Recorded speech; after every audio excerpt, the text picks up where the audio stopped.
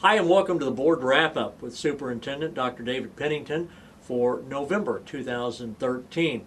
Number of things to talk about, but Dr. Pennington, people may have seen the Sunday Ponca City News, and the headline story was about a group of people who have gathered to discuss legislative concerns and how it affects the schools in Ponca City. And I thought maybe we might begin with that discussion about how that is going and what your goals are. Well, probably about 5 years ago, a group started in Jinx called the Parent Legislative Action Committee. And what that group started, it was a parent group, and they started to become concerned about how actions by the legislature was affecting their children. And, you know, generally people don't think about it that way, but the reality is it does. I mean, almost everything we do is because of a law that's been passed at the state level. That eventually became a Tulsa County Parent Legislative Action Committee. There actually are PLC groups at almost all the school districts in Tulsa County. They became a very active group, especially when it came to funding issues.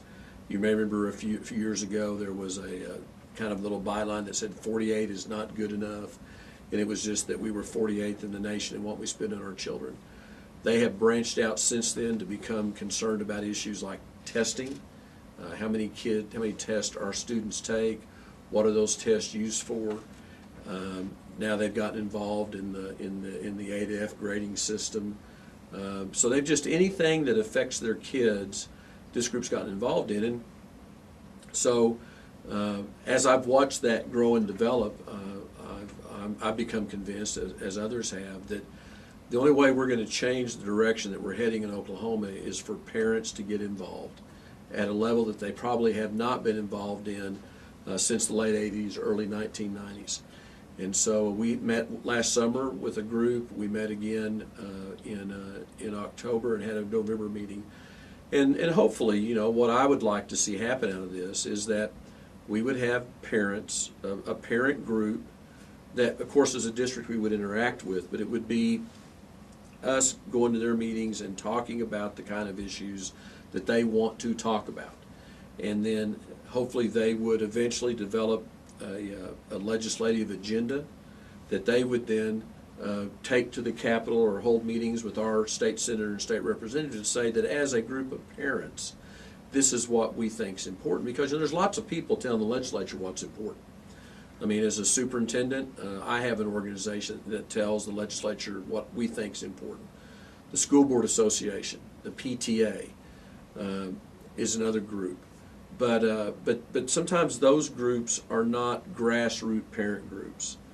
And so what I hope this becomes is a grassroots parent group, because the reality is that we're facing some pretty difficult times here. I mean, not immediately, but if we don't have we don't have a significant increase in funding for schools in the state of Oklahoma, I'm just really concerned about what happens to the education of our children. And I know, you know, one of our delegation has asked me several times how much money's enough. And you know, I can't sit here today and tell you what that magic number is because I don't know it. What I know is this: is that since 2008, our funding has been cut 22%. In the state aid allocation that we get is cut 22%. That's the largest cut in the United States. Now, I don't think our economy in Oklahoma is the worst in the country. In fact, everything I read says that since 2009 that we have one of the best economies in the country.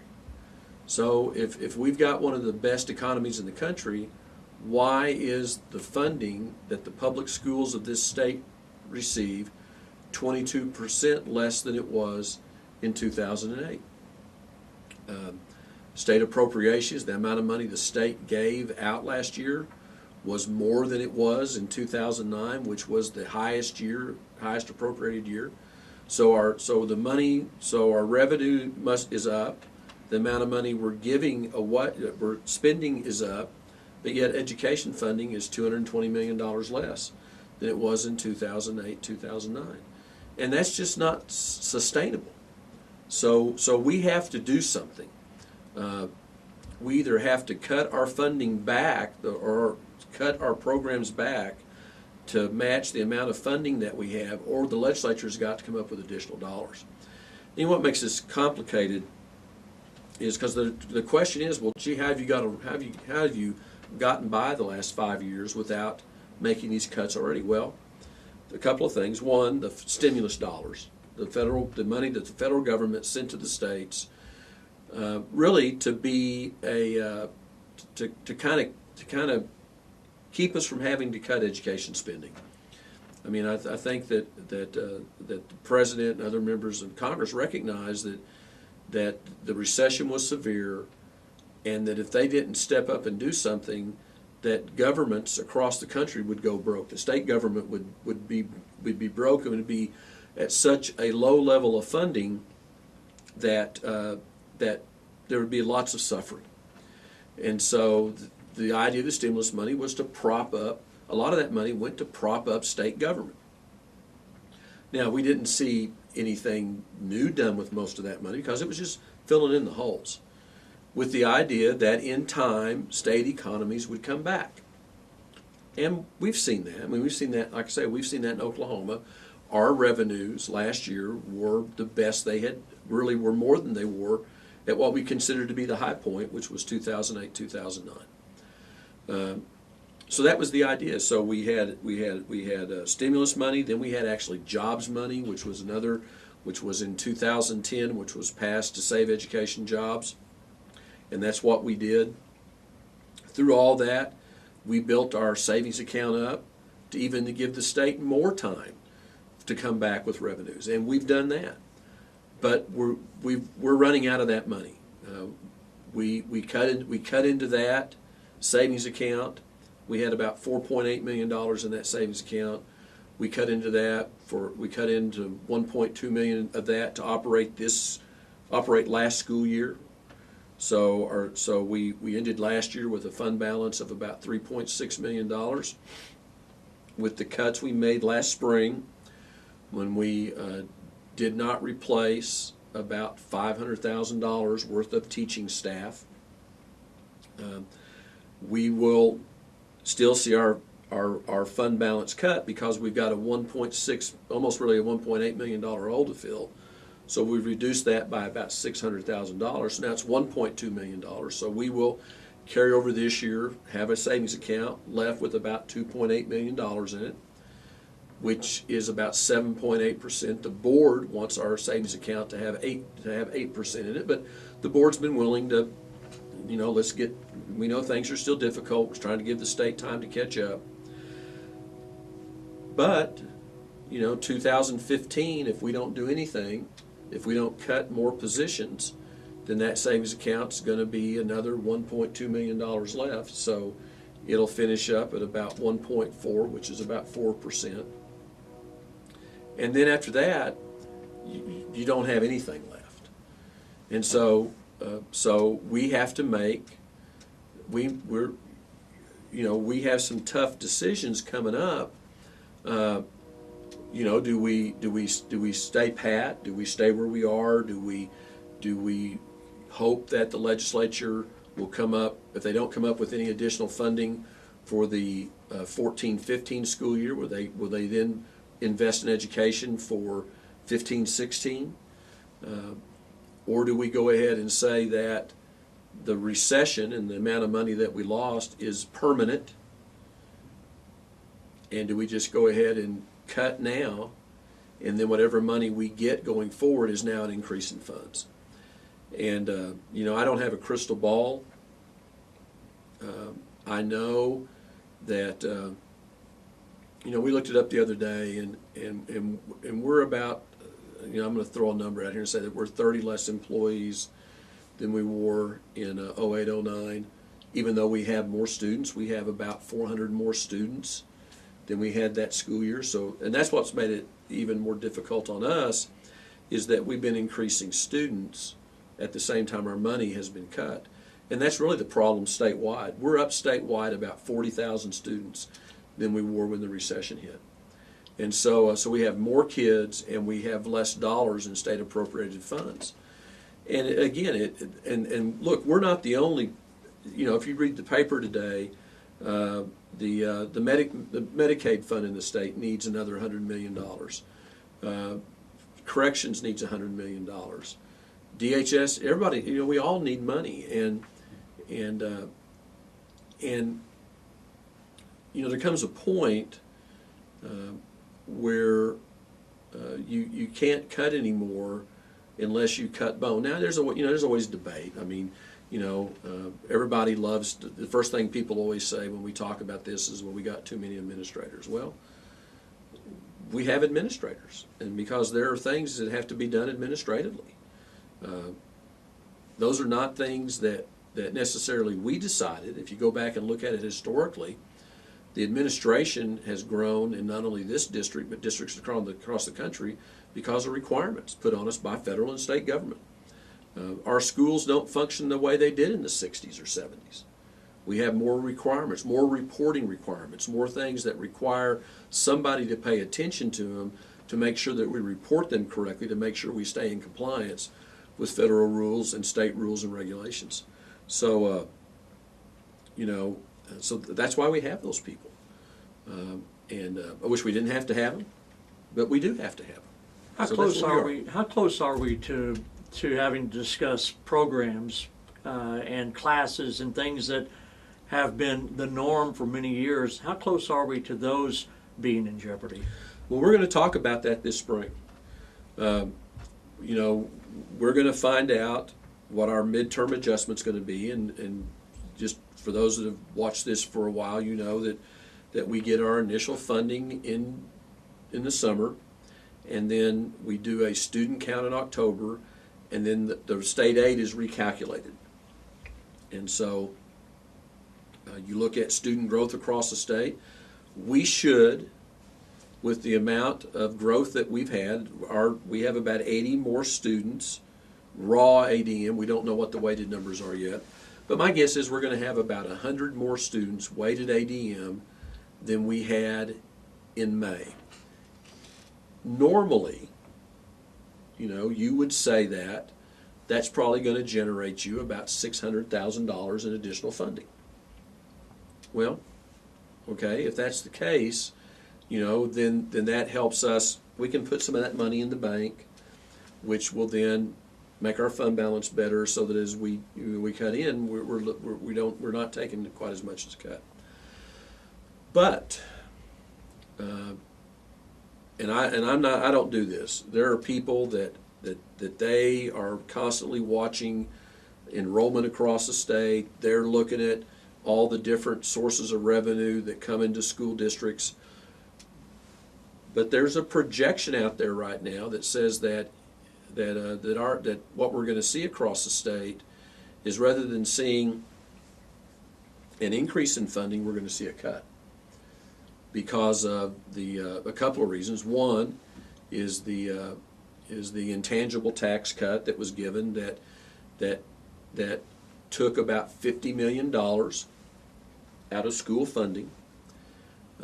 The fact that there's going to be more student growth than there was money set aside. When we get our money in, the State Department's required by law to hold back 3% of state funds when they allocate money in July. Well, that 3% in combination with what we think is going to be a low ad valorem growth year is not going to be enough money to cover all the growth in the state. And so, I've heard projections from anywhere from a $5 per weighted student cut to a $10 per weighted student cut. So, we don't know yet.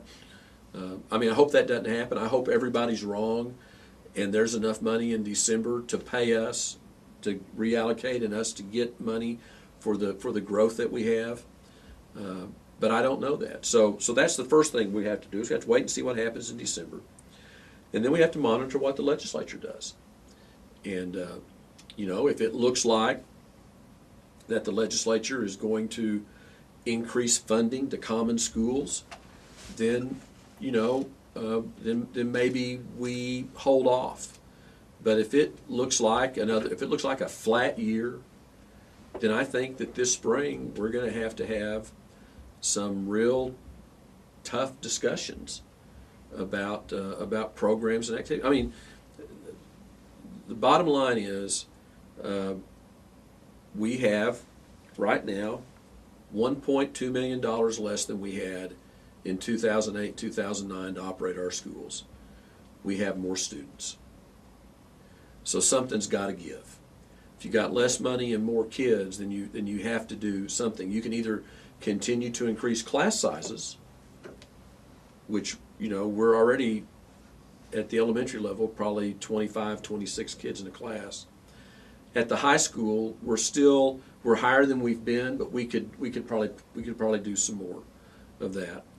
Either you're going to increase class sizes, or you're going to cut programs, unless the last 2 years in Jinx, private parent groups have come together and they've raised $1 million that they've given to the Jinx schools to not have to make cuts in programs. Tulsa Public's done the same thing. They've had foundations that have given them millions of dollars so they can maintain programs. We don't have any foundations that I'm aware of in Ponca City that have the money to do that, and they shouldn't have to do that. I mean, that's the shame in all of this, is we should not have to rely upon foundations to provide the money we need to support the programs in our schools. We ought to have a tax base that does that. And unfortunately, in this state in recent years, we've just been very, very focused on income tax cuts. And some of that is because there are some people that believe the income tax needs to go away. And, I don't have a problem with that.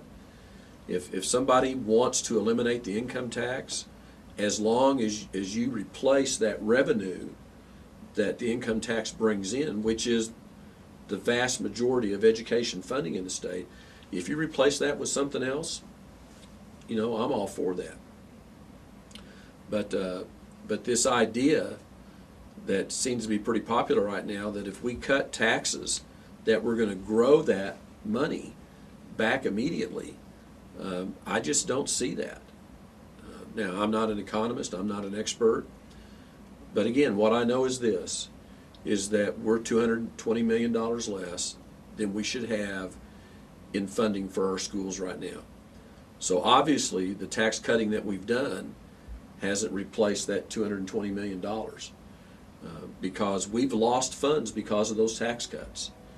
And it may happen someday. I mean, I'm not going to sit here and say today that somebody may look back on this 10 years from now and say, wow, that was a great thing to do for the state of Oklahoma, and now our economy is 5 times or twice as big as it would have been without that. But what do you do?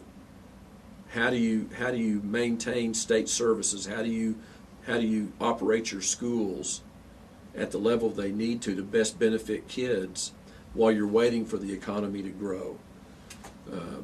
And that's tough. I mean, it's one thing to have a theory, but when you've got 27 kids in a classroom, you're not real concerned about economic theory. What you're concerned about is, how do I teach those 27 kids? How do I give them the best education I can? And the other part of this is, we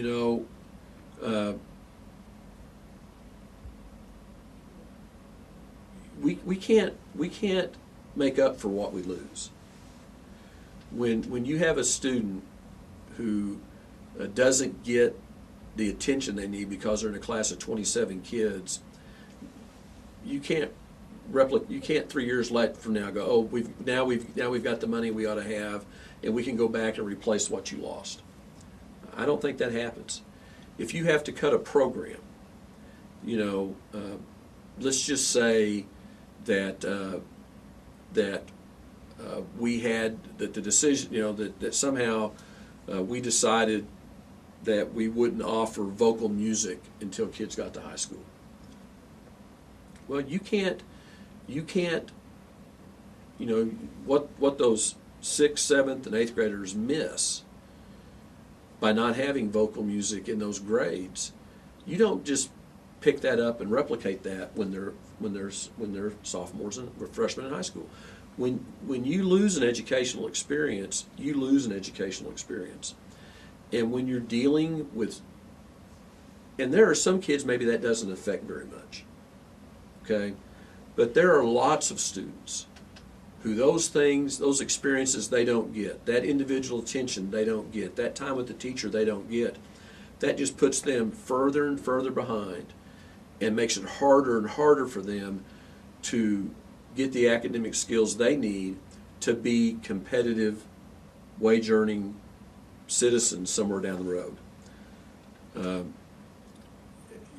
Look, we all, you think about your house, there's some maintenance you can defer. But if you've got a roof leak, you better fix it. If you've got a leak in the plumbing, you better fix it. Or the cost to you later on is going to be huge. And that's where we are right now. And again,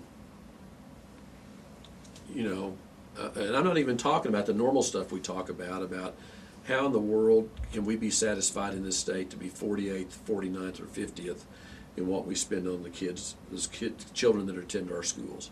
I'm not even talking about teacher salaries and being able to compete with Texas and Arkansas for teachers in this state.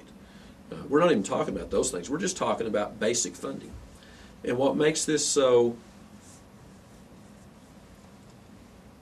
what disappoints me in all this, one of the things I talked to the group about Thursday night was I talked about House Bill 1017, which many people may remember in this state, which was 1989-90 when Governor Henry Bellman, when Senator Bellman came back, ran for governor, and he decided that he took his Washington experience and said, we've got to do something about education in Oklahoma. And so we put together this comprehensive education legislation called House Bill 1017. Had tons of reforms. If you look at it from an education history standpoint, it was probably one of the most comprehensive education reform bills enacted anywhere across the country. Unfortunately, we never fully funded it. And because of that, pieces of it got chipped away. But it was remarkable legislation. And it asked for the people of this state to make a significant investment in their schools. It raised, the average income tax increase was 10%. 1% increase in the corporate income tax. Half-cent sales tax increase. Raised about $250 million at that time. And the idea was that we would take this money and we would set it aside and we put it in a locked box called the 1017 revolving fund so that it could only be spent on schools. And so the idea was that you had this money was going to your schools anyway in the general fund, the regular appropriation process. And we're going to supplement that with this 1017 money. And we did that from 1992 until 2012. And so, here's the general fund money, here's the 1017 money, here's the general fund money, here's the 1017 money. There may have been a couple of years in there where maybe there was a slight decrease in the general fund money and a little increase in 1017, but typically they mirror each other. General fund goes up, 1017 goes up, because 1017 is really the same kind of money the state gets. It's income tax, it's sales tax, it's corporate taxes. There's some gaming money in there, and there's some oil and gas money in there. But in 2012, we did something that really was unprecedented in state history. 2002, 2010, 2011, our general fund appropriation from the state was about $1.1 billion. 2011-12, excuse me, they actually reduced the general fund appropriation to public schools by $97 million. They filled it in with 1017 money. And that's, you remember, that was the year when the legislature said, oh, we've level funded education, you should be so happy. Well, what should have happened is we should have had a $97 million increase in our funding. 12-13, they increased general fund a little bit, but the increase we got last year was 10-17 money. This year, they once again reduced the amount of state funding that we're getting, general fund dollars, and the increase we have this year is in 10-17 money. We are actually getting the general fund appropriation to public schools is less than $1 billion for the first time since the 1990s. We're getting $987 million, and the rest of our money is 10-17 money. They've cut the general fund appropriation to public schools in the state by over $100 million. So if we would have just done what 10-17 set out to do, here's your general fund appropriation, it stays consistent from year to year, goes up a little bit. Here's the 10-17 money. Instead of we would have a little bit over $100 million more in public school funding than we have right now. Instead of having a 22% cut in state aid, we'd have about a 10% cut in state aid. Instead of having a $1.8 million loss in this district, I'd probably have about a $800,000 loss in this district. And now all of a sudden, all that's more manageable. You know, I mean, it's frustrating. The public, you know, and that's not something the public keeps up with. And you know, and I'm not even, I don't even know, I mean, sometimes our representatives and senators don't have a whole lot to say about that. But I think hopefully, and I think that goes back to what this parent group is about, because I think when you present people with that information and they see that, they scratch their head and go, well, wait a minute, that's not right. And so then when they talk to our elected representatives about it, then it makes those elected representatives ask the question, well, gee, how did that happen? And then they go back to their leadership and say, you know, my community doesn't understand why we're spending $100 million less in general fund dollars on public schools than we did in 2011, 2012. Why are we doing that? You know, when we took that money away from public education, who did we spend it on? Mm-hmm. You know, and I think those are legitimate questions that we have to ask. I mean, I think so because it affects the education that our children receive. Balance things out here because every school district has challenges, but you got some really good news in the last couple of weeks about our graduation rates at Ponca City High School, and see, there is an upside to our show. You got some good news. Well, it is. You know, graduation rate has been an issue for this district ever since we started to calculate it. And you know, there's lots of things that affect that. Mobility is a big issue. And for our readers, what graduation rate is, it's if you look at your 9th grade class, how many of those students graduate 4 years later?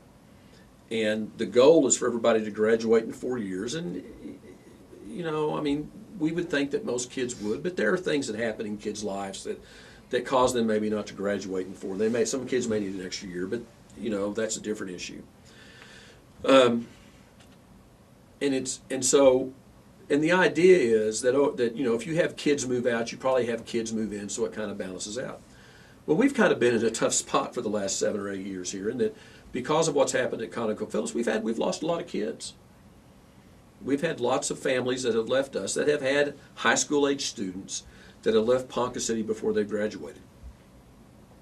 And so when we first started to do graduation rate, we didn't account for those kids. If you had 100 students and you had 20 that moved and only 10 kids moved back in, you were already 10 behind. We've worked the formula now, and so if you can show that student enrolls someplace else, then they don't count against you anymore. The other thing that we had, because of when we had the trimester, we had a situation where students would not be passing classes. They would just drop, and they'd come back next semester, and enroll in the same class again. Well, when they did that, it got them behind and they couldn't graduate on time. So with lots of different things and really lots of programs to try to encourage kids to stay to school, we've actually raised our graduation rate from about 66% to 82%. Now, it's not where we want it to be. You know, we'd like to be a 90% school, and I think we'll get there. But if you look historically at K County, we have, if you look at our demographics, if you look at the 70 census, the 80 census, the 90 census, the 2000 census, 2010 census, in this county we have a larger portion of our population that does not have a high school diploma. And that tends to be something that recently, and I say the last 20 years, that's become historical.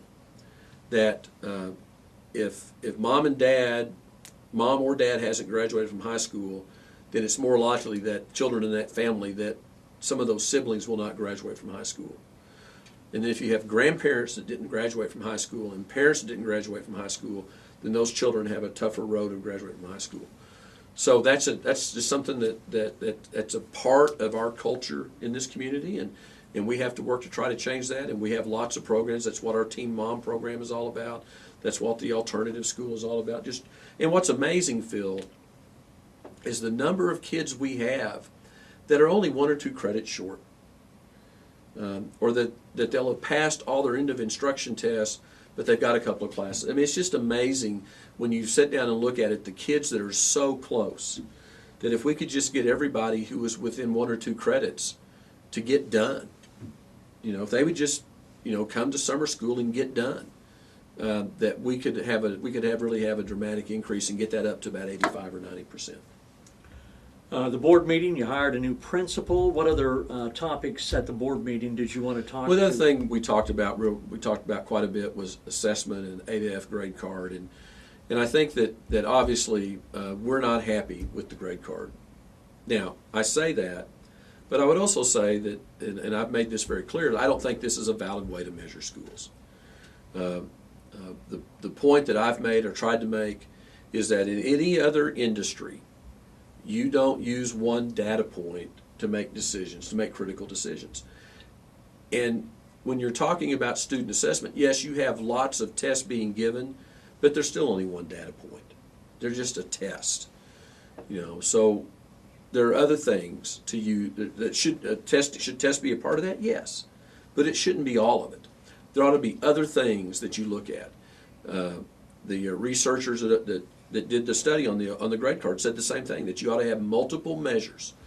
And so, you know, I hope the state, if they're serious about continuing down this path, that they'll look for multiple measures, some other things to put in that grade card to paint a better picture of what's going on in our schools. Because I tell you, our students are working hard. They know about the grade card. They know what their school's grade is, and they're working hard to be better. Our teachers obviously know, and they're working hard to be better. The grade card just doesn't reflect, I think, what it ought to reflect. You know, Lincoln received an F. But we went over there today to celebrate at Lincoln because they increased their number of proficient students by 50% from last year to this year. God, could you imagine? I mean, think of all of us and everything we do. If we could increase, I'd like to lower my golf score by 50%. You know, there are lots of people who run. They participate in races. They may run 3 miles, or they may run 10 miles. They would all love to increase their time by 50% or reduce their time by 50%.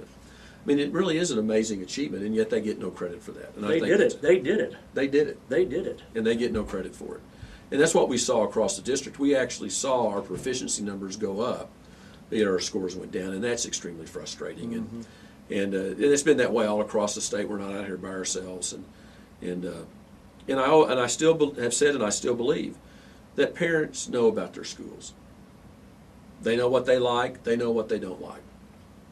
And I don't think a grade is going to change anybody's mind. Now, does it make a difference to somebody coming in from the outside? Yes. You know, people who are new to our community, they're going to look at those grades and they're going to make decisions. What I would say to them is they're going to pass up some really good schools if all they do is base their decision on what school to attend based upon a letter grade. So. One more quick item before we leave. With winter coming up, we want to make sure parents know that we have a notification system in place for our parents. We have a system, and if we have your cell phone number or home number, when we have a weather decision, we will call and let you know.